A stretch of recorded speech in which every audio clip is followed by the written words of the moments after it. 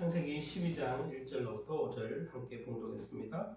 오늘 말씀의 제목은 함께 나눌 말씀은 말씀과 순종입니다. 오늘 본문은 믿음의 조상이라고 우리가 늘 수식어처럼 말하는 아브라함 이야기죠. 아브라함 지난주에도 이어서 했습니다. 아브라함의 족보도 했고 아브라함의 부르심에 대해서도 믿음의 예정을 이미 간단하게 소개를 다 했는데 오늘은 그 아브라함의 믿음에 대해서 한번 깊이 들여다보겠습니다. 하나님께서 아브라함을 선택하시고 그를 믿음의 조상으로 세우기 위해서 그의 고향에서 떠나게 하는, 그래서 약속의 땅으로 나아가라는 그런 명령을 오늘 내리는 장면이 나옵니다. 1절 보시면 여호와께서 아브라함에게 이르시되 너는 너의 고향과 친척과 아비의 집을 떠나 내가 내게 보여줄 땅으로 가라, 이렇게 말씀하셨습니다. 아브라함에게 하나님은 약속의 땅으로 가라고 말씀하시면서 말 그대로 자신의 고향이잖아요. 고향은 누구에게나 그때나 지금이나 어느 민족에게나 고향은 사실은 소중하고 또 떠나기가 쉽지 않은 곳이 고향이에요. 그런데요, 지난주에도 이미 말씀드렸지만 알지 못하던 신이 어느 날 더 나타나서 내가 너를 지시할 땅으로 가라. 그것도 목적지도 정확하게 알려주지 않고 그냥 지시할 땅으로 가라, 이렇게 한다면 이게 말이나 되겠냐고. 이게 순종할 수 있는 무슨 근거가 있겠냐고. 어쨌든 오늘 여기 보면 아브라함이 그 자세한 어떤 구체적인 내용은 있지 않지만 고향을 떠나라라고 하는, 자기 삶의 터전 떠나라는 거, 그리고 친척을 떠나고 아버지를 떠나라, 이는 명령을 하셨죠.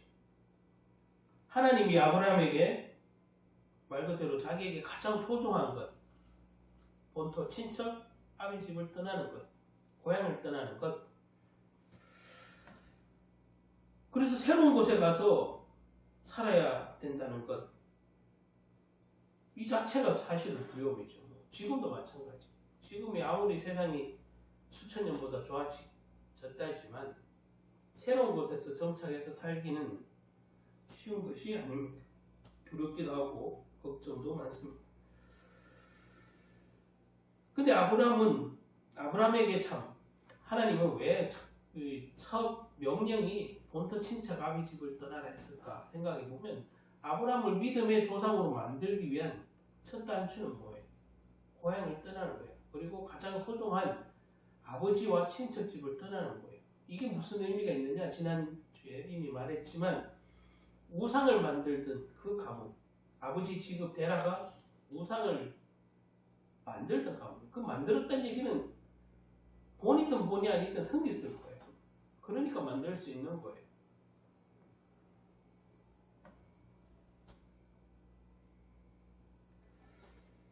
어쨌든 과거의 영향에서 완전히 벗어나는 것, 이거 환경도 중요하다는 것을 우리는 알 수 있어요. 하나님이, 전능하신 하나님이 거기 갈대의 우르에서도 완전히 이 아브라함을 영적으로 완전히 갱신시켜서 확실히 뒤집어 놓아서 갈대의 우르에도 쓸 수 있잖아요. 전능하신 하나님인데. 그런데 하나님은 그런 일방적인 어떤, 늘 얘기를 하지만 일방적인 자신의 뜻을 이루기 위해서 우리를 로봇처럼 사용하는 건 아니에요. 자신의 뜻을 이루고자 하는 목적은 있고 계획은 있지만 우리를 그렇다고 나의 명령에 100% 순종하도록 이렇게 설계를 하거나 이렇게 축복을 주거나 이렇게 하진 않아요. 항상 선택이라는 것. 그러니까 하나님은 테스트라면, 마귀는 템테이션이다, 영어로 이렇게 표현하죠. 마귀는 우리말로는 똑같은 시험이지만 하나님은 우리를 테스트를 하는 것이고 믿음의 단련을 하는 것이고, 마귀는 우리를 유혹하는 것이죠. 그래서 우리의 한글로 번역되기는 똑같은 시험이지만 전혀 다른 내용이죠. 우리가 하나님의 일을 하기 위해서 오늘 이 아브라함이 믿음의 조상이 되기 위한 첫 과정이 그 환경에서, 과거의 환경에서 벗어나는 거예요. 이 벗어난다는 것은 영적으로는 우상의 가문에서 벗어나는 것일 테고, 두 번째로는 자기가 가장 의지하던 것을 버리는 거예요. 의지하는 것. 재산도 버리고 부모님도 덩치고 친척도 덩치고 나가야 하는 자기가 가장 소중하다는 것을 버려야 되는 아주 쉽지 않은 일이. 그 두 가지 의미가 다 있겠죠. 어쨌든 영적인 환경과 육신적인 환경을 버리는 일이다.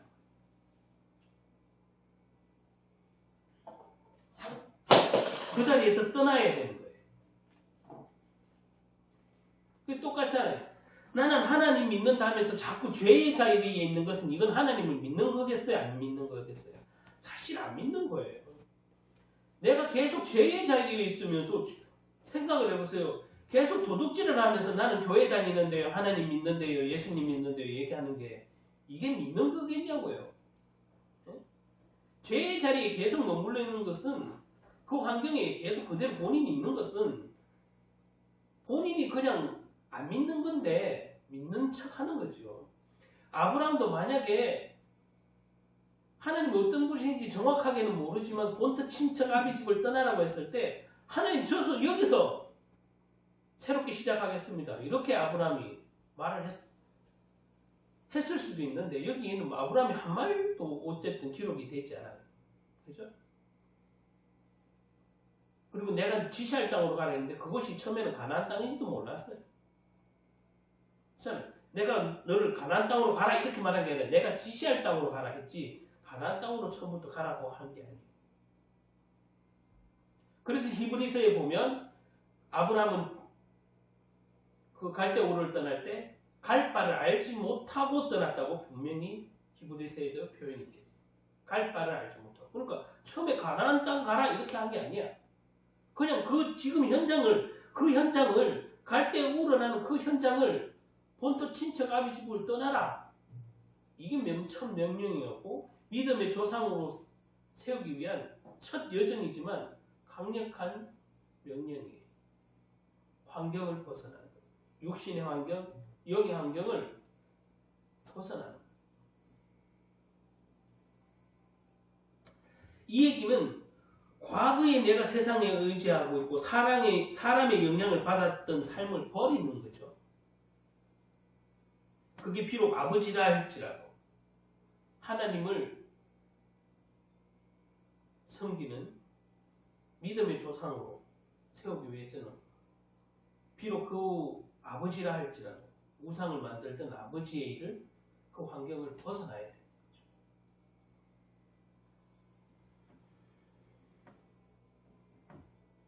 그래서 이제 전적으로 하나님 의지하고 하나님만 바라보는 삶을 살으라고 이제 막 시작한 거예요.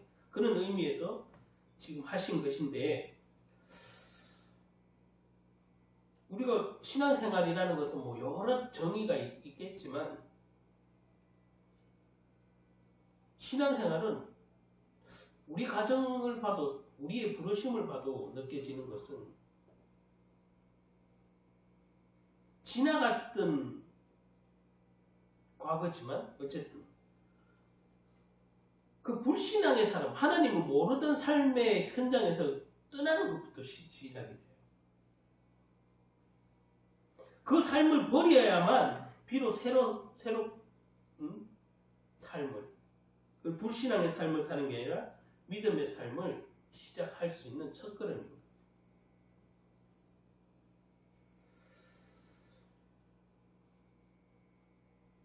하나님 나라의 가치관을 가지고 살아간다는 것. 그 첫걸음은 그 죄와 우상으로 가득한 것, 그리고 내가 세상을 의지하던 가장 소중하게 생각했던 것을 육신에 가장 가치 있게 두었던 것을 버리는 것부터 시작하는 거라는 거죠. 신앙생활. 그래서 내가 하나님만 바라보고 살겠다 이렇게 입으로 고백하는 게 아니라 실제 삶으로 그 현장을 떠나는 거예요. 실제 삶. 입으로 내가 하나님만 경배하겠습니다. 내가 하나님만 섬기고 살겠습니다. 하나님만 의지하고 살겠습니다. 입으로만 고백하는 게 아니라 실제 내가 의지하고 있던 그 육신의 그 환경을 벗어나고 실제 내가 우상의 현장을 벗어나는 길이 신앙생활의 첫걸음이고 아브라함이 지금 믿음의 조상이 되는 첫걸음이죠.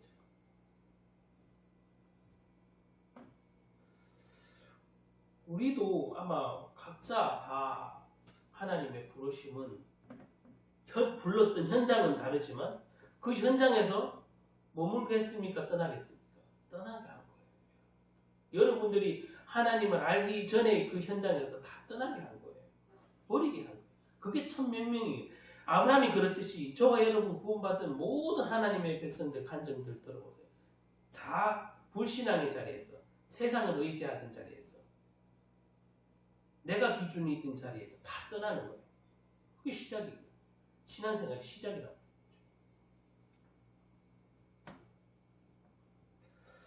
그래서 내가 가장 소중하게 여겼던 것, 특히 육신에 관한 것, 세상과 이별해야 하는 거예요. 심지어 그것이 부모님이라 할지라도 지금 이별을 하잖아요. 이별을 해야만 하는 거예요. 이게 오늘 보면은 뭐 친척 아비 집을 떠나다 이 얘기는 똑같은 거죠.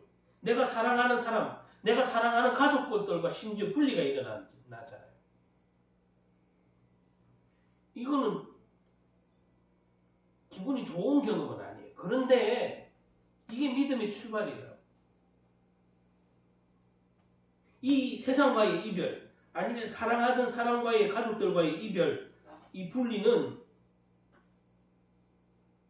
썩 좋은 건 아니지만 하나님 보시기에는 이제 이 믿음의 조상으로 다듬는 첫 과정 중에 있는 것이 뭐 축복이다 이 말이죠. 2절 한번 보시겠습니다. 내가 너를 큰 민족을 이루고 내게 복을 주어 내 이름을 창대케 하리니 너는 복이 될지라 이렇게 하셨는데 아브라함이 하나님이 명령하신 쉽게 말하면 처음에 1절에 떠남, 이별 명령하시고 그 뒤에 바로 뭐라고 나요? 네 이름을 창대하게 해요. 이거는 아브라함의 노력과 상관이 있어 없어요. 하나님 이렇게 계획하신 거다. 계획하신. 하나님 저 이런 축복을 달라고 기도한 적도 없어. 그 현장을 떠나면 내가 네 이름을 창대케 하리라. 이게 하나님의 계획입니다. 그래서 중간에 보면은 아브라함이 실수도 많이 하고 아내를 누이라고 속이게 하고 자기가 살겠다고 여러 가지 장깨를 부리기도 해요. 그게 다 믿음의 과정이야. 그럼에도 불구하고 그 갈대아 우라를 떠나고 가족 친치를 떠나는 그 순종을 통해서 아브라함에게 새로운 계획을 갖고 계시다는 것을 바로 알려주잖아요. 2절. 하나님의 선포, 약속의 선포, 약속을 하시는 거죠. 네가 그 현장에서 떠나면 네가 가장 소중하게 생각했던 것을 버리면 이별하면 내가 너를 붙들어주고 너를 저주하는 자를 내가 저주 대신해주고 너를 축복하는 자를 내가 대신 축복주고 네 이름을 창대케 하리라. 이게 하나님의 계획이라고. 이거는 아브라함의 계획과 아무 상관이 없잖아요. 그렇게 빈 적도 없잖아요. 그렇게 하나님께 기도한 적 없잖아요. 이거 기도했어요? 아브라함이 간절히 맨날 며칠 금식하면서 기도했는데 이런 내용이 없잖아요. 이게 하나님의 계획인 거예요. 하나님 계획 안에는 아브라함의 쓰러짐도 있고 아브라함의 연약함도 있고 아브라함의 때로는 얄팍한 그 계산도 있고 다 있지만 결국엔 하나님 쓰시. 그 첫걸음이 오늘 갈대아우를 떠나는 거예요. 본토 친척 아비 집을 떠나는 거예요. 이 순종 때문에 아브라함을 쓰신 거예요. 아브라함이 무슨 대단한 믿음이 있어서 부른 것도 아니고 처음부터 하나님을 알았던 가문이어서 부른 것도 아니에요. 아브라함은 믿음으로 하나님께 순종했던 우린 대개 이렇게만 듣고 이렇게만 설교를 들어왔어요. 아브라함은 갈 바를 알지 못하고 출발했다고 했어요. 그러면 아주 단순하게 생각해서 둘 중에 하나예요. 아주 단순하고 무식해서 무조건 하나님 말씀을 듣고 따라갔든지 진짜 믿고 따라갔든지 둘 중에 하나 아니겠어요? 무식해서 따라갔든지 단순해서 진짜 믿고 순종했든지. 제가 아브라함의 지금 성향을 봤을 때 대개 목사님들은 그동안에 아브라함 이 장면을 보고 아브라함의 그 갈대우른을 떠나실 수 없는 이 모습을 보고 아브라함이 떠난 거 보면 아브라함은 처음부터 믿음이 출발이 쉽게 말하면 좋았구나 이렇게 말씀하시는 분도 계시는데 저는 그렇지 않다고 봐요.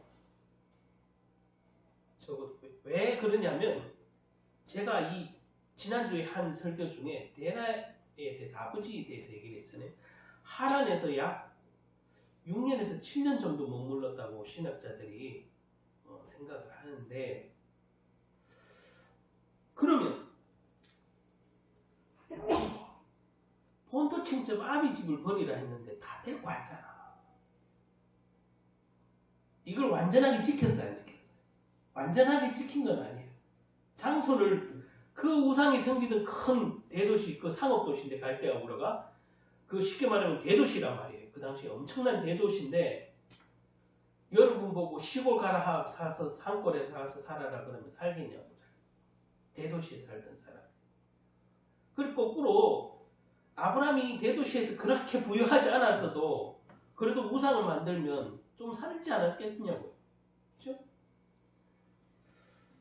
아브라함에게 어느 날 내가 창조주 하나님이다 여호와다 이러면서 나타나서 너 내가 지시할 땅으로 가라 너를 창대케 하리라 이래도 생뚱맞은 어떤 처음 듣는 신이 나타나서 창조자라면서 얘기를 하면서 나를 창대케 하리라 그러는데 그걸 단순히 들썩 믿는 사람이 과연 저와 여러분 같으면 믿으시겠습니까? 아브라함의 첫 출발이 되게 믿음이 있어서 출발한 것처럼 설교도 많은데 저는 그렇지 않다고 봐요. 왜냐하면 이 본토 친척 아비 집을 다 놓고 오라고 했는데 데리고 왔잖아요. 데리고 왔어요. 조카도 데리고 오고 아버지도 지금 하란까지 갔잖아. 아버지와의 결별을 그 현장에서 했어야 되는데 얄팍하게 나름대로의 안전장치였을지도 모르겠는데 조카도 데리고 오고 아버지와 함께 하란까지 가. 하란에서 아버지가 죽었거든. 데라가. 그래서 이게 완전한 순종이 아니잖아요. 완전한 순종이 아니야. 정말 아브라함이 첫 믿음부터 어이구 진짜 믿고 막 순종했네 라고 말하려면 아버지를 갈대아 우르에 놔두고 와야 돼. 조카도 놔두고 와야 돼. 그래야 하나님의 명령을 온전히 지킨 거예요.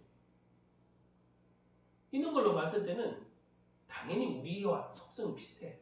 뭔가 안전장치를 필요해서 하나님이 갈대아 우르를 떠나니까 그래 떠나야지. 가긴 가는데 뭐야? 친척들 데리고 가는 거야. 가족들 데리고 가는 거야. 반만 지켰어요. 그죠? 반만 지킨 거예요. 반만 지킨. 근데 이 반만 지켰다고 하나님이 뭐 저주하시냐? 그건 아니에요. 그런데 이제 깨닫게 하신 거예요. 깨닫게 하신 거예요. 그것도 허락하신 것은 깨닫는 과정이 필요하죠. 이제 막 불렀는 사람이 저와 여러분 똑같은 속성의 아브라함인 것 같아요. 그런 안전장치를 두고 하란까지 도달했어요. 중간쯤 왔는데 아버지가 병에 걸려 돌아가셨어.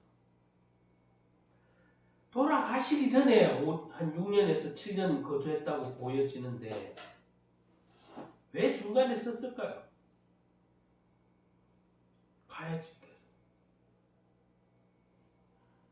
하나님 살만했을까? 아니면 하나님이 처음에 가나안 땅이라고 말하지 않았으니 하란이 혹시 하나님이 가라고 한 곳이었을까? 그래서 하란에 머물고 살았을까? 이렇게 짐작돼 볼 수 있잖아요. 그렇잖아요. 처음에 나타나서 가나안 땅으로 가라 이렇게 한 게 아니에요.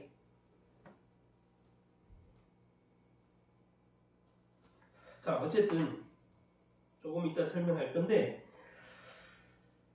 자, 이렇게 출발한 아브라함의 믿음, 어쩌면 절반의 믿음을 가지고 순종했어요. 그래서 갈대우르는 떠났고 하란에 이르러.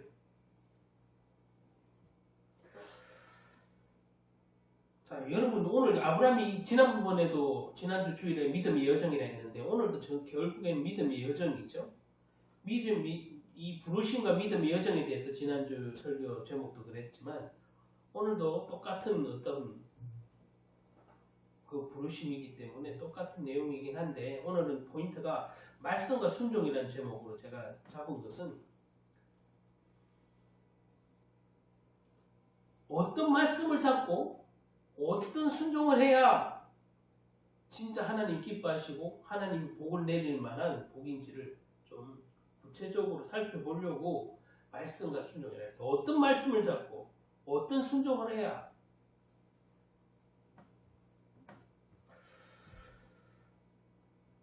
첫 번째는 하나님의 말씀을 믿음으로 잡아요. 이건 당연한 건데 우리는 현대교회가 더 그런 것 같아요. 뭐 옛날보다는 확실히. 왜냐하면 수많은 정보 속에 수많은 목회자들 그 다양한 설교 속에 뭐 자기 나름대로의 해석 속에 진짜 복음의 중심을 잃어버린 지금의 현대 교회인 것 같아요. 그래서 하나님 같은 성경을 얘기하는데 전혀 다른 설교도 많고 이단도 많고 교묘한 이단도 있고 그런 것 속에 하나님의 말씀을 믿음으로 붙잡아야 한다는 것은 당연한 진리인데 하나님의 말씀이 도대체 어떤 말씀인지 진리인지 분간이 안 가. 성경만 읽는다고 다 하나님 말씀이 아니잖아요. 그러면 이걸 전해주는 목사님들의 어떤 설교 속에 그게 하나님의 말씀으로 붙잡아져야 되는데 그 하나님 말씀이 설교하는 목사님마다 다 달라. 그러면 그 목사님 말씀대로 순종했다가 아니면 어떡하고 그 목사님이 전혀 생판 다른 이단의 가르침을 했으면 어떡할 거냐. 그래서 이 당연한 원리지만 하나님의 말씀이 믿음의 기준인데 우리는 그 믿음의 기준을 세우기가 지금 너무 어려운 시대에 살고 있는 거예요. 아브라함 같은 경우는 하나님이 직접 나타나셔서 딱 말하니까 그게 하나님의 말씀이고 하나님의 뜻이겠지. 근데 지금 우리는 성경을 통해서 배우고 성경을 통해서 배우는데도 각자 다른 자기의 이념과 사상을 집어넣어서 얘기를 하니 이게 과연 하나님의 뜻인지 성경을 읽어도 하나님의 뜻이 아닌지 저 목사의 말인지 저 목사의 이념인지 사상인지 헷갈리는 시대. 하나님의 말씀을 붙잡아야 되는 것. 이게 믿음의 기준이지요. 하나님의 말씀을 듣고 그 말씀을 붙잡으라. 우리는 이렇게 수많은 얘기를 들어요. 근데 가장 어려운 점은 아까 방금 얘기한 목사님마다 그 똑같은 얘기를 성경을 읽어도 다른 해석이 꽤 많이 나온다는 것이.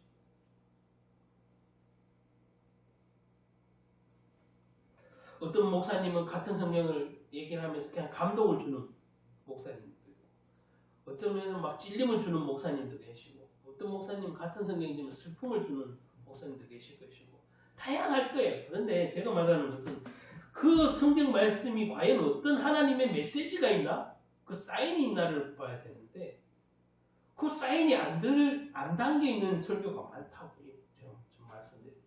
그래서 성도들이 하나님의 말씀을 확실하게 그 성경을 통해서 그 본문 말씀을 통해서 그러면 메시지로 받아들일 만한 붙잡고 갈 만한 순종할 만한 가치가 있는 거예요. 진짜 진리냐 이거예요.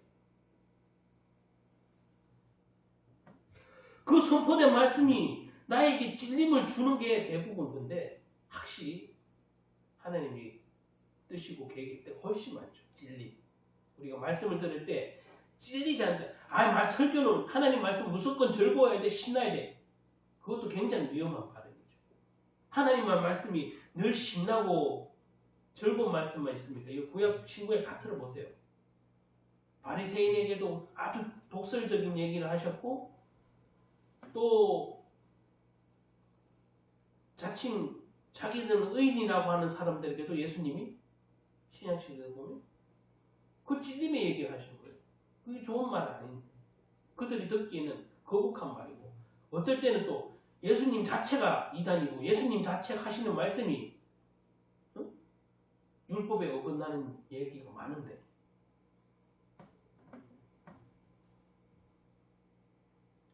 역시 설교는 감동도 필요하고 뭐도 필요하지만 설교의 핵심은 강단에서 선포되는 성경 말씀의 핵심은 뭐겠어요?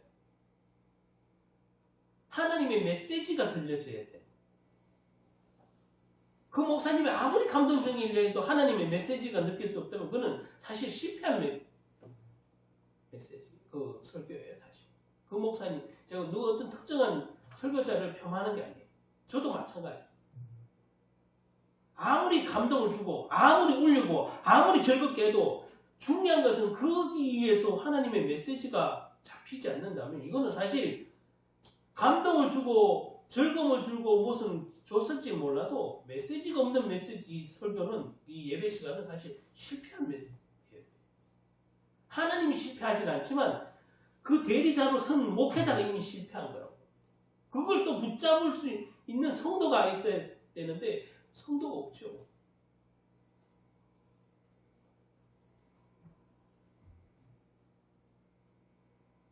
요즘에는 목사님들도 분별력이 없고 성도도 분별력이 없고 그리고 분별 없는 시대를 살아요. 그리고 너무 한쪽으로 전부 다 치였어요. 너무 좌측으로 치려고 치고 너무 우측으로 치려고 그래서 서로 막 원수 삼고 좌로나 우로나 치우치지 말라고 했잖아요. 분명히 성경 말씀도 내가 좋아하는 말씀만 쏙쏙 받아 먹는 게 아니라 내 마음에 찔림을 주는 성경도 쏙쏙 받아 먹어야 되는데 내가 좋아하는 성경 구절만 쏙쏙 받아 먹는 거지. 그러니까 설교도 골라서 그렇게 듣는 거. 그러니까 뉴스도 내가 원하는 것만 쏙쏙 내 귀에 내 사상과 내 이념에 맞는 것만 쏙쏙 골라서 듣는 거. 그것만 믿고. 그러니까 가짜 뉴스가 판을 치고 가짜 뉴스를 생산하는 사람들은 돈 벌어서 재밌고 그 듣는 사람은 자기 이념에 딱 맞으니까 재밌고 즐겁고 그게 좌우 진보든 우파든 똑같은 거예요. 심지어 성경 말씀도 지금은 그렇게 보는 거지. 내가 원하는 성경만 보고 내가 내 귀에 쏙쏙 달콤한 설교만 듣는 거예요. 성도들.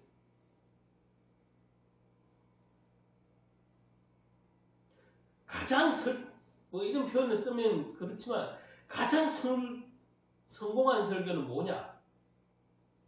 예배 시간에 나갈 때 예수 그리스도가 딱 잡히는 게 가장 성공한 설교. 아멘. 그렇게 얘기해요. 저 목사님 유명한데 저 목사님 사인 받아야지. 저 목사님 책을 사야지. 물론 그럴 수 있어요. 그런데 그 목사님의 하신 설교 내용 중에 성경 말씀을 통해서 그리스도가 딱 잡히는 게 명설교예요. 그게 성공한 예배예요. 어느 목사님 이름만 남고 그 목사님 사진 촬영하는 것만 남는 게 예배가 아니라는 사실. 지금 저와 여러분이 오늘 이 한 시간 반 예배를 드리면서 성경문을 나갈 때 딱 붙잡히는 거는 말씀이 생각이 나고 말씀을 붙잡아야 지고 내가 그리스도로 인생을 답을 내겠다 이런 마음이 딱 생겨야 그게 성공한 설교고 성공한 예배입니다. 그 목사님 오늘 되게 너무 재밌었어요. 물론 좋아요. 그 재밌는 게 되겠습니까? 계속 재밌기만 하면 되겠죠. 재밌는 가운데 뭔가 그리스도가 남아야 되고 하나님의 말씀이 언약에 잡혀야 되는 거죠. 자, 슬픈 가운데 그리스도가 남아야 되고 언약이 남아야 되고 그렇죠? 찔리는 가운데 오늘 많이 찔렸어. 찔리면 뭐해? 성령의 합당한 열매를 안 맺는데 그럴 생각도 없는데 잠시 이 시간에 그냥 반성해. 그 찔린다는 것은 불신자처럼 회개라는 것은 단순히 반성이 아니잖아요. 그 자리에서 돌이키는 것, 돌이키는 것, 우리는 그것을 거듭남이라고 하는데 단순히 반성이겠습니까? 성령의 열매를 합당한 회개에 합당한 열매를 맺는 것을 우리는 회개라고 하죠. 어쨌든 우리가 이 예배 시간에 하나님의 말씀을 잡아야 돼요. 설교자도 마찬가지고 말씀을 듣는 성도님도 마찬가지고.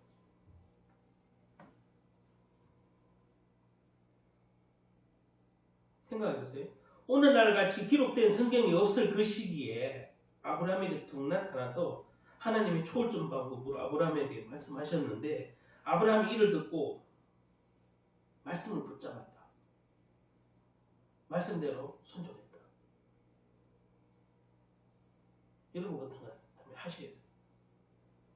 책도 이렇게 적어놔도 안 하는데 어느 날 툭 나타났다고 하냐고.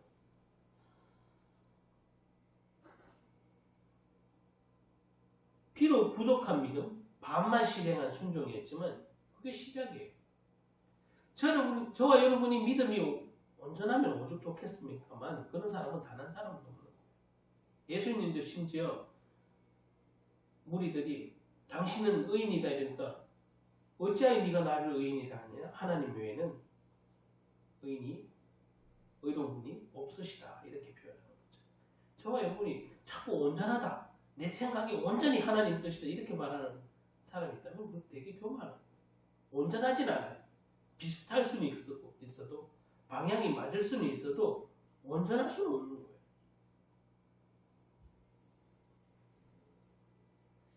지금은 우리가 그를 아는 것이 희미하지만 주님이 오시는 그날에는 거울을 보는 것 같이 선명하다고 표현하잖아요. 저와 여러분이 성경을 통해서 아는 하나님은 사실 엄청 확실한 것 같아도 사실은 방금 말한 완전하지 않고 조금 희미한. 그래도 뭐가 맞아요? 방향이 맞아. 방향. 왜? 내가 하나님을 바라보는 그 방향이 맞는 거예요. 갈대아 우르에 자신의 고향을 떠나라는 오늘 여기에 어떤 목사님은 이런 설교를 하더라고. 갈대아 우르가 나쁘지 않아요. 상업도시고 갈대아 우르가 나빠서 떠나라고 하는 거 아니에요. 응? 그 좋은 지금으로 말하면 넓은 대도시인데 환경적으로 얼마나 좋은 것인데 하나님이 괜히 갈대아 우르를 떠나라고 했겠냐고. 갈대아 우르는 살기 좋은 곳이에요.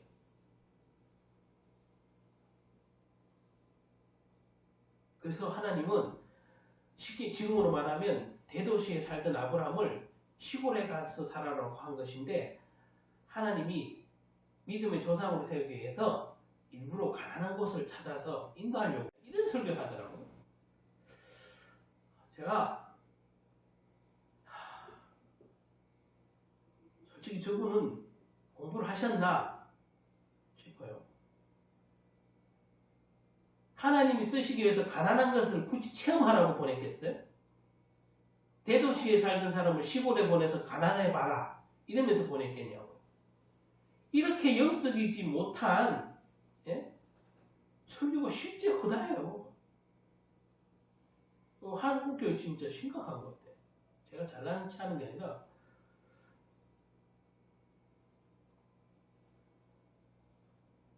믿음의 조상을 세우기 위해서 가난해봐야 됩니까? 단지? 그래서 하나님이 갈대아 우르 그 대도시를 떠나게 했겠냐고. 아까도 제가 서론에 말씀드렸지만 영적인 환경과 세상 육신의 환경을 다 버리기 위해서 한 거지.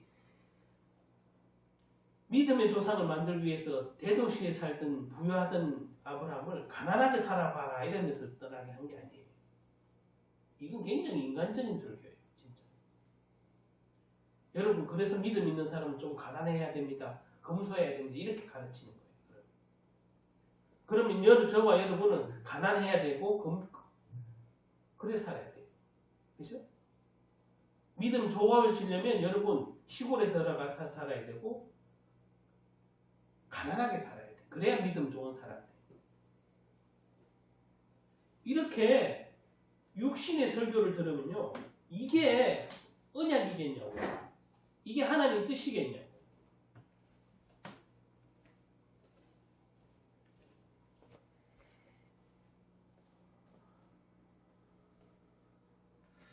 히브리서에 아까도 얘기했지만 히브리서 11장 8절에 보면 아니야 아브라함은 믿음으로 떠난 게 맞아 이렇게 주장하는 분도 계셔요. 그 근거가 히브리서 11장 8절에 이렇게 설명되어 있는 부분 때문에 그렇게 말씀하시는 목사님들이 많으셔요. 아브라함이 하나님의 말씀에 믿음으로 순종하였다라는 말이 나와요. 11장 8절에 보면. 제가 이 히브리서 11장 8절을 부정하는 게 아니라 여러분 아브라함이 한 전체적인 일, 이 말씀은 아브라함이 한 그 모든 과정 중에 일어난 일. 그리고 아까도 말한 반만 지켰지만 믿음으로 어쨌든 순종했다는 그 의미를 얘기를 하는 거지 무슨 아브라함이 온전한 믿음으로 나갔기 때문에 믿음으로 순종하였다고 표현하는 건 아니에요. 정말 믿음으로 순종했으면 제가 아까 처음에 얘기했잖아요. 하나님의 명령 그대로 해야 될 거 아니에요. 조카도 버리고 친척도 버리고 아비도 버리는 게 100% 잘 지킨 거잖아요. 근데 반만 지킨 거예요. 근데 히브리서에는 11장 8절에는 믿음으로 순종했다고 표현이 되어 있다.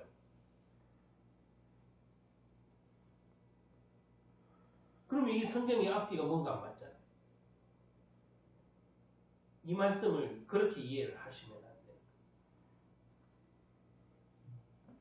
비록 믿음의 시작이 그죠? 작고 미약하지만 하나님이 다루시는 그 손길 안에 있으면 나중에 믿음도 성장하는 거예요. 그리고 순종하는 거예요. 완전한. 성경을 통해서 말씀하시는 하나님,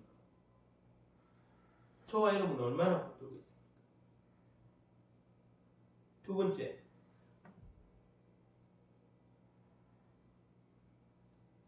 하나님의 말씀을 믿음으로 붙잡아야 된다고 앞에 제가 첫 번째 말씀드렸는데 두 번째는 하나님 말씀에 믿음으로 순종해야 되겠죠. 우리가 아는 것과 순종하는 것. 뗄래야 뗄 수 없는 믿음입니다. 그게 믿음 생활입니다. 알면 하나님 뜻을 알면 순종하는 것이 믿음이에요. 하나님 뜻을 아는데 순종 안 한다? 그럼 믿음 없는 거예요. 뭐 이런저런 아무리 별명 갖다 대도 믿음 없는 거예요. 하나님 뜻을 알게 됐는데 안 한다? 믿음 없는 거죠.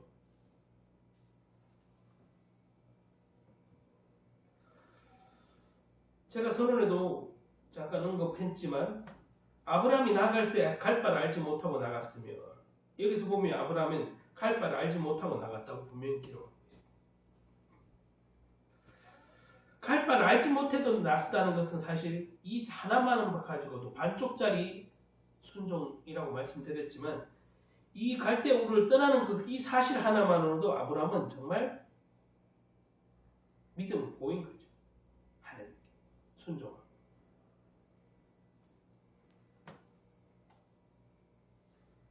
이게 100% 하나님의 말씀을 순종했으면 아무런 의심도 없이 말 그대로 하나님을 100% 의지했으면 걱정도 없이 조카를 데리고 나가지는 않았을 거예요. 아비를 데리고 나가지는 않아요.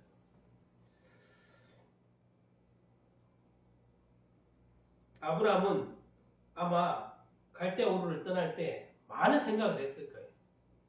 내가 조카를 친척을 데리고 갈까 아버지를 데리고 갈까 둘 다 놓고 갈까 나름대로는 고뇌했을 거예요.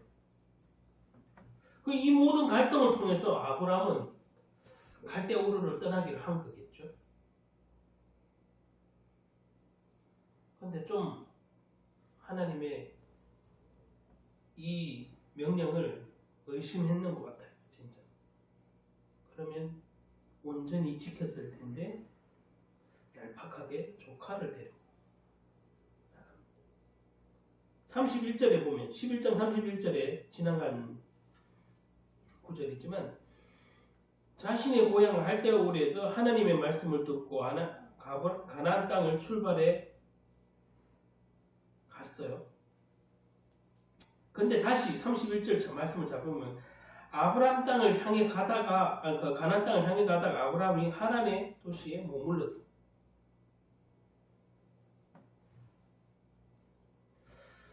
아브라함이 하란에 6년 가까이 그럼 머물렀다고 한다면 아브라함이 고향을 떠나 가나안 땅에 가던 중에 왜 갑자기 하란에서 멈췄을까?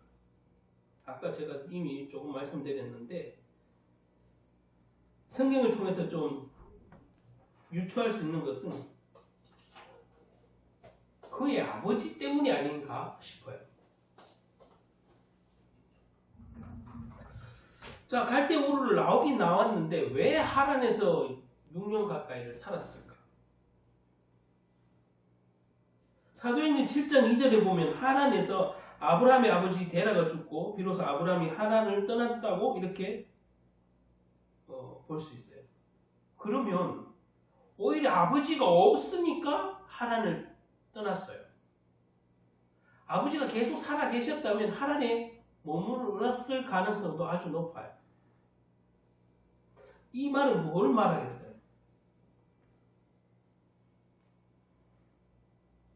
저도 이거 읽으면서 고민이에요. 아브라함이 생각을 해보는 거지. 내가 아브라함이라면 왜 한 6년 머물다가 아버지 데라가 죽으니까 다시 가나안 땅으로 출발했을까? 제가 아브라함의 입장에서, 제가 또 가장의 입장에서, 아니면 나도 누군가의 아들인 입장에서 생각을 해보면 여러 가지 생각이 드는데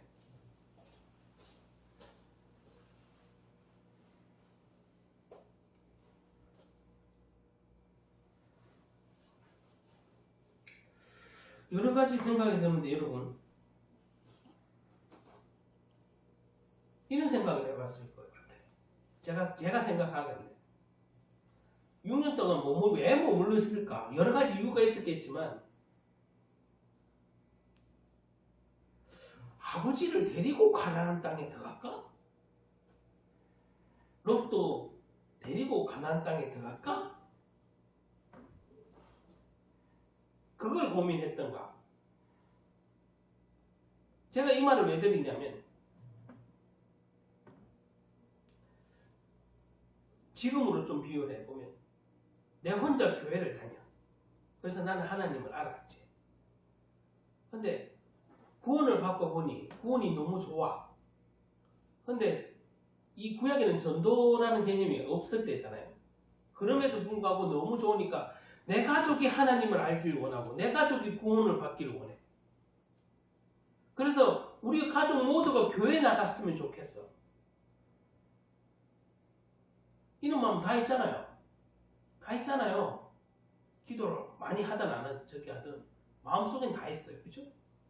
내가 교회 다니고 우리 가족이 안 다닌다. 자, 아브라함도 같은 입장이 아니었을까라는 제가 읽으면서 좀 유추를 해봤어요. 아브라함이 왜 하란에 머물렀을까? 아버지를 조카를 데리고 가나안 땅에 들어갈까 말까를 한번 고민을 했을까? 고민을 하면서 또 가자 안 가자 의견이 달랐을 수도 있죠. 아버지 나는 거기 가나안 땅 안 간다. 조카도 삼촌 나 그 가나안 땅 안 가요. 여러분 이게 구원과 연관 지어보면 이해가 가는 부분이 있어요. 내가 가족에게 야 우리 교회 나가자 하나님 믿자 이러면 나 하나님 안 믿는다. 너나 잘 믿어라. 니나 가라. 너나 가라. 이렇게 할 수 있잖아요. 우리가 조카에게도 야 예수님 믿으면 이런 축복을 받아 이렇게 좋아 이렇게 얘기해도 우리 조카에게 전한다고 큰아빠 내가 교회 갈게 이렇게 잘 하겠냐? 그렇잖아요. 똑같은 것 같아요. 제가 그런 입장에서 이렇게 보면 구원이라는 입장을 놓고 보면 하란이 먹고 살기에 단순히 육신적으로 좋아서 있을 수도 있었겠지만 영적으로 가나안 땅에 가는 게 하나님의 계획이고 목적이었는데 이걸 구원의 관점으로 보면 아버지도 가나안 땅 가고 조카도 가나안 땅 가고 이거는 아버지도 하나님 믿고 천국 가고 롯도 하나님 믿고 천국 갔으면 좋겠는데 안 가려고 이런저런 다툼이 있다 보니 계속 머물지 않았을까. 단순히 육신적으로 하나님 살기. 근데 육신적으로 보면 하나는 살기 좋은 곳이 진짜 아니에요. 지금도 그렇고 고대에도 그랬대요. 그냥 시골이야. 골짜기가 많은 시골이. 갈대우르는 대도시예요. 대도시에서 두메 산골과 같은 곳에 있는데 그게 살기 좋아서 있었겠냐고요. 상식적으로 이해가 안 가죠. 그러면 왜 5, 6년씩이나 그러면 6년, 7년씩 가까이 그럼 머물렀을까 생각하면 제가 그런 관점이 생각이 드네요. 구원의 관점에서 가나안 땅에 함께 가냐 안 가냐를 가지고 많이 다투기도 하고 그랬을 거예요. 그런데 제가 사도행전을 읽다 보니 이 아버지 데라가 죽으니까 아브라함이 출발하는 장면이 나온다. 이 얘기는 그동안 옥신각신하고 어쨌든 다툼이 있었는지 모르겠지만 그는 구원의 관점으로 봤을 때 서로 이렇게 다툼이 영적인 다툼이 있었는데 그 걸림돌이 아버지가 싹 제거되니까 아브라함이 믿음으로 그냥 확 바로 전진할 수 있는 거 아닙니까? 여러분 이게 지금 생각해 보세요. 지금 우리 가정에 믿음을 가장 핍박하고 걸림돌이 되는 내 신앙생활에 걸림돌이 되는 아니면 교회 출석에 걸림돌이 되는 아예 대놓고 그런 분이 있을 수 있잖아요. 가족 중. 근데 이 걸림돌이 어느 날 제거됐어. 그게 비록 아버지라도 그게 가족이라도 그 걸림돌이 제거되는 순간 출발할 수 있었던 거예요. 그래서 아브라함도 아마 아버지 데라가 죽으니까 바로 가나안 땅을 향해 출발할 수 있었던 거 아닌가. 그동안의 영적 싸움 하느라 5, 6년을 비록 허비한 것 같지만 그죠? 허비한 것 같지. 그것도 아브라함도 그 영적인 어떤 걸림돌이 비록 아버지지만 아쉽지만 사라지고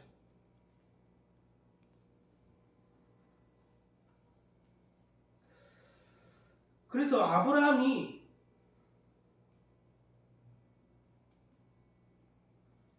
이 아버지 데라가 죽고 비로소 하란을 떠나는 것 이게 참 의미가 있는 것 같아요. 아버지라는 가족의 존재 그리고 가장 자기가 의지하던 존재인데 심지어 죽었잖아요. 죽었는데 절망하고 포기하는 것이 아니라 오히려 믿음의 장애였던 아버지를 잃었지만 그것이 하나님의 약속을 붙잡는 아주 중요한 믿음의 진전이다 이 말이에요. 진짜 더 하나님께 더 나아갈 수 있는 더 성장할 수 있는 아버지를 잃은 슬픔보다 믿음에 순종하는 말씀에 순종하는 믿음의 진보가 일어난 게 아니겠어요? 그런 의미가 있을 거예요. 진짜.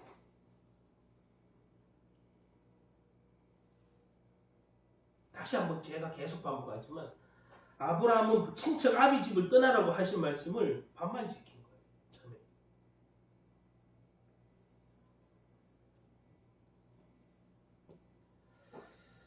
어쨌든 이렇게 시작한 아브라함의 믿음은 이제 아버지가 죽음으로 오히려 더 영적으로 성장해서 믿음의 온전한 순종을 할 수 있었던 거죠. 그래서 가나안 땅으로 출발한 것 같아요.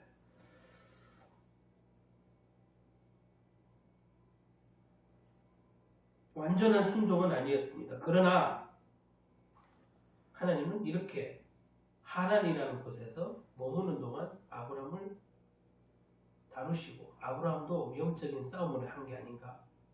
이게 영적인 일로 보면 분명히 의미가 있는 거예요. 허송세월을 한 게 아니에요.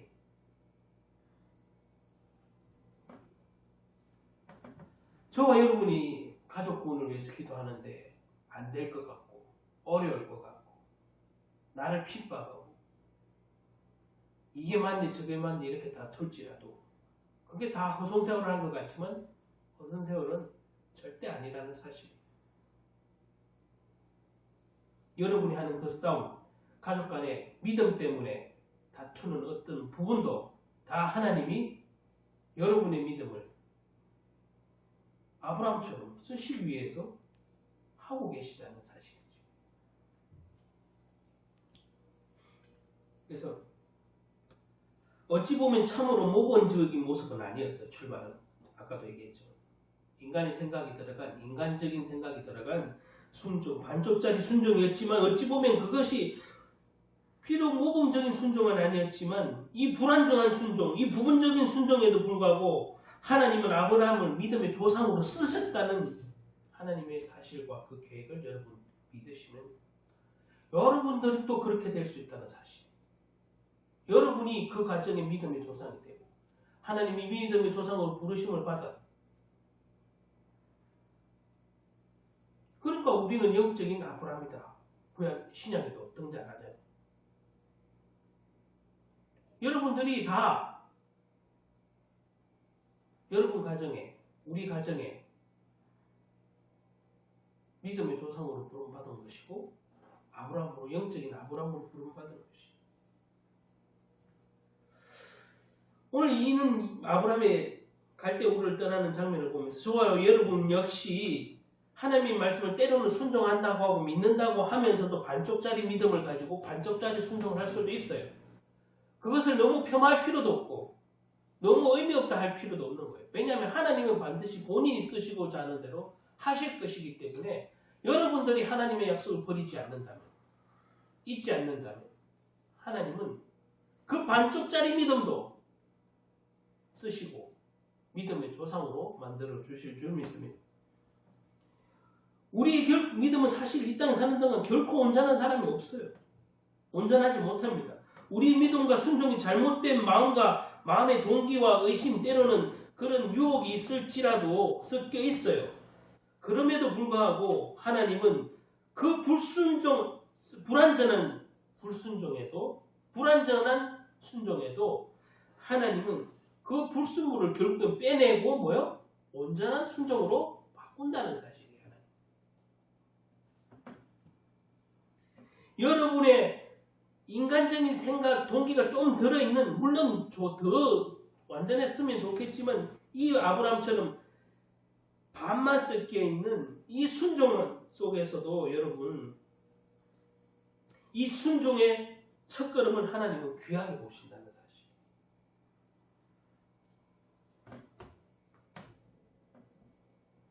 부족하고 연약하지만 한 걸음 한 걸음 여러분이 하나님 말씀에 순종하려는 그 마음 자세를 귀하게 본다 이 말이에요.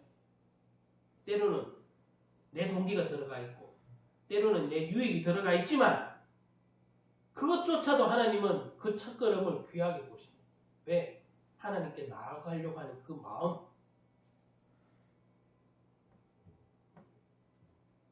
온전하지 못한 믿음과 불완전한 순종을 했음에도 불구하고 끝까지 하나님을 믿는 믿음으로 첫걸음으로 순종해 나갔던 아브라함처럼 믿음의 첫걸음, 믿음의 첫 순종은 참으로 힘들고 어려움이 있지만 비록 인간적인 생각이 섞여 있다 할지라도 여러분 그것은 하나님이 여러분을 작업하시고 있는 거예요.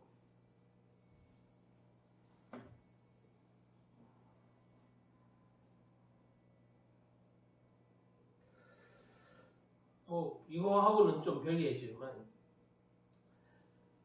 인류 최초의 비행기를 만들었다는 그 라이트 형제도 그 라이트 형제가 처음에 비행기를 만들었을 때 얼마나 만든다고 했을 때부터 그 발상 자체가 인간이 어떻게 하느냐를 알아 이랬지 않겠어요? 그리고 보면은 라이트 형제가 실제 만들었을 때 실제 난 거는 12초밖에 못 날았어요. 여러분 믿음이 12초밖에 못 갈날지라도 하나님은 쓰십니다.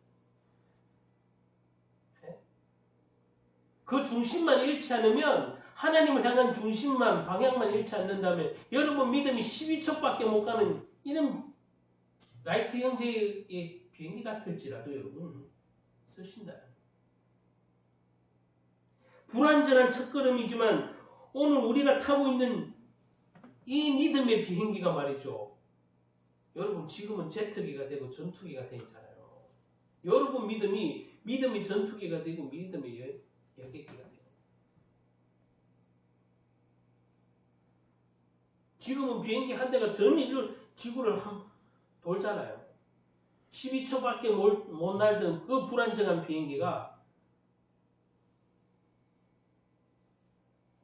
그 지속적으로 여러분 향한 그 도전, 이 라이트 행적이 있었다면 여러분이 하나님을 향한 지속적인, 정말 일신전심으로 하는 그 지속적인 하나님을 갈구하는, 말씀을 갈구하는 그 중심만 잃어버리지 않는다면 지금 12초의 믿음이 아니라 지구를 돌고도 남을 믿음이 될 줄 믿습니다. 그런 거예요. 실망하지 마시고, 그래서 성경에서 얘기하는 거, 네 마음과 목숨을 다해서 하나님을 경외하라, 이 얘기 속에는 알고 보면 그게 율법적으로 지키려면 얼마나 힘들겠어요. 그런데 그걸 복음의 생각으로 바꾸면 힘든 것이 아니라 편한 거죠. 모든 것을 하나님께 맡기는 일이에요.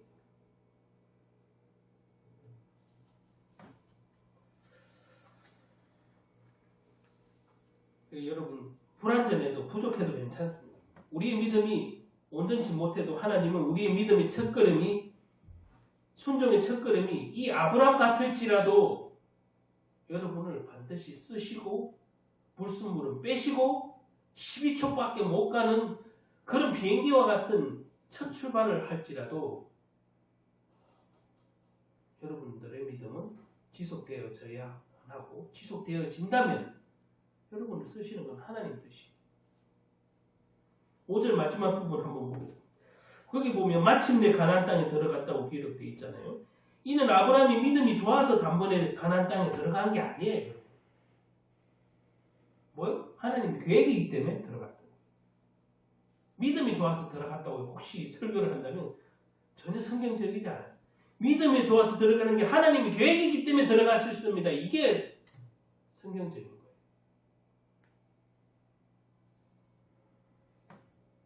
비록 가는 과정 중에 아브라함의 개인적인 하란에서의 머문과 천신만고의 어려움이 있었겠고, 여기에 기록되지 못한 많은 어려움이 분명히 존재하겠죠.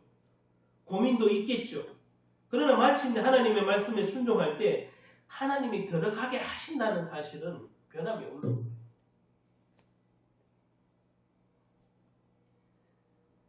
여러분, 믿음의 조상이라고 불리는 이 아브라함 역시 첫 시작은 되게 불완전하고 불완전한 순종이었어요. 믿음의 선택이, 여러분, 믿음의 선택이 때로는 머뭇거리고, 때로는 갈등이 생기고, 때로는 내게 여유가 없을 것 같더라도 여러분을 이끄시는 분은 전능하신 하나님, 내 생각보다 훨씬 완벽하시고 훨씬 좋은 뜻을 갖고 계신 선한 뜻이에요. 지금 내가 겪는 것이 비록 그게 곧 고민이고 고통일 수 있고 갈등일 수 있으나 하나님은 내게 선한 계획을 갖고 계시더라고요. 가나안 땅이라는.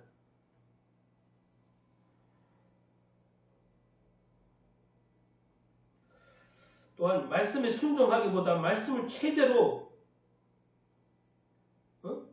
회피해보려는 이는 인간적인 방법은 오늘 이 아브라함을 보면서 여러분 버리시는, 깨닫는 그런 은혜가 있길 바랍니다.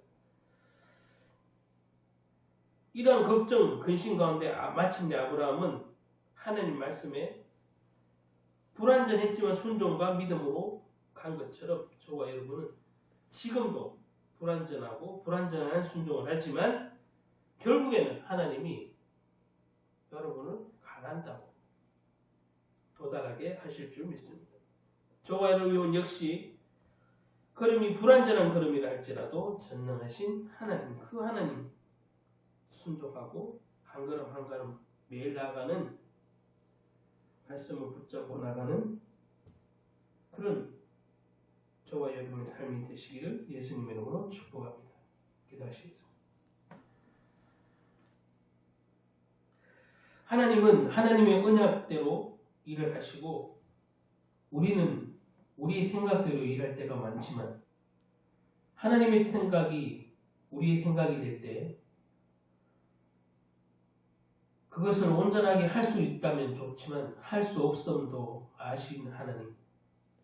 우리가 비록 오늘 아브라함의 모습을 보면서 우리의 모습과 똑같은 인간적인 불완전한 순종과 불완전한 믿음을 가졌지만 그렇게 하나님은 우리를 다스리시고 우리를 결국에는 하나님의 약속이 이루어지는 그 현장, 가나안 땅에 이르게 한 것처럼 우리의 믿음이 지금은 불안정한 믿음과 불안정한 순종 때문에 때로는 고민이 있고 갈등이 있고 어려움이 있고 걱정이 있고 핍박이 있을지라도 우리는 하나님을 향한 믿음과 하나님을 향한 말씀을 가지고 붙들고 있다면 지금 내 불완전한 믿음과 불완전한 순종은 반드시 하나님께서 완전한 믿음과 완전한 계획을 가지고 일하시고 은혜를 주실 줄 믿습니다.